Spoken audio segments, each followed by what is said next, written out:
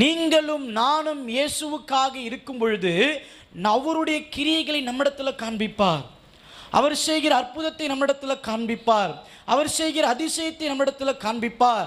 அவருக்குள்ளாக உண்டாயிருக்கிற பொறுமை, அவருக்குள்ளாக இருக்கிற எல்லா விதமான நற்பண்புகளையும் நம்மிடத்தில் காண்பிப்பார். இன்றைக்கு எத்தனை பேர் நம்முடைய கரங்களை உயர்த்தி இயேசுவினுடைய அன்பு எனக்குள்ளாக இருக்கிறது கை தூக்க முடியும்? அநேக நேரத்தில் நம்முடைய சாட்சியை நம்மிடத்துல தான் கேட்பாங்க என்று சொல்லி யோசிக்க கூடாது. ஒருவேளை இயேசுவானவர் நம்முடைய சாட்சியை நம்முடைய பக்கத்து வீட்டுக்கார்ட்ட கேட்டால் நம்ம நிலைமை என்னவா இருக்கும்? ஒருவேளை நம்மை குறித்ததான சாட்சியை, நமக்குள்ளாக இருக்கிற இயேசுவின் அன்பை குறித்து நம்மள இருக்கிற எதிர் வீட்டில் கேட்டால் நம்மை குறித்து என்ன சாட்சி சொல்லுவார்கள்?